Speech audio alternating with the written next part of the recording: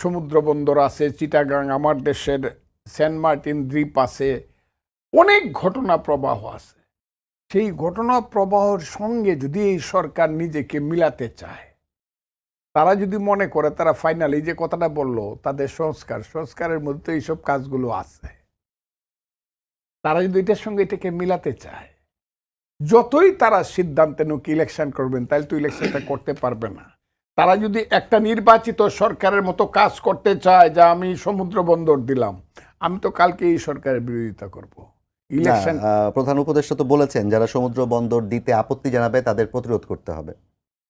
আচ্ছা, পারলে উনি করবে, কিন্তু জনগণও পারলে দেখবে যে তার চট্টগ্রাম বন্দর দেওয়া যায় কিনা, তার করিডোর দেওয়া যায় কিনা।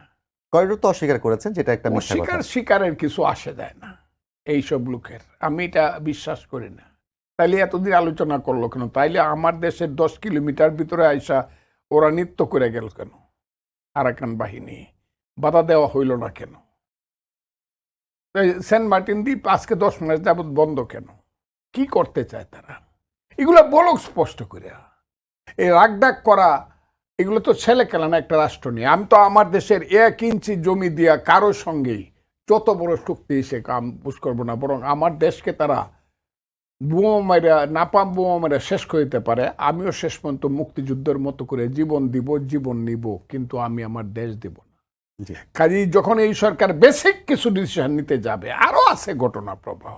এই যে দেখেন, পরশুদিন সিরাজগঞ্জে যে ঘটনাটা ঘটানো হইল শাহজাদপুরে, রবীন্দ্র কুঠুরিতে, হ্যাঁ জি, সেখানে তো অডিটোরিয়ামে হামলা করা হয়েছে। রবীন্দ্রনাথ ঠাকুরের যে প্রতিষ্ঠানটা শাহজাদপুরে, যেখানে বৈশাখ সোনার তরী উপন্যাস লেখছে, কবিতা যেখানে লেখছে, এইগুলো তো এখন এই তো বৃষ্টির দিনেই মনে হইতেছে গগনে গরজে মেঘ ঘন বরষা কুলে একা বসে। আর এই গরুর বাচ্চারা, অমানুষের বাচ্চারা, পশুর বাচ্চারা, নর পশুর বাচ্চারা রবীন্দ্রনাথ ঠাকুরের এইসব ভেঙে ফেলতে চাস?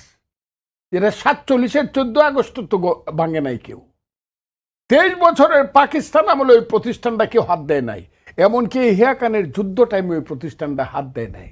আর এখন কোন অমানুষ এবং নর পশুর বাচ্চারা আসলো যে রবীন্দ্রনাথ ঠাকুরের কবিতা এখন আমার জাতীয় সঙ্গীত, সেই রবীন্দ্রনাথ ঠাকুরের সমস্ত অস্তিত্ব ধ্বংস করে তারা কোন অমানুষের বাচ্চারা?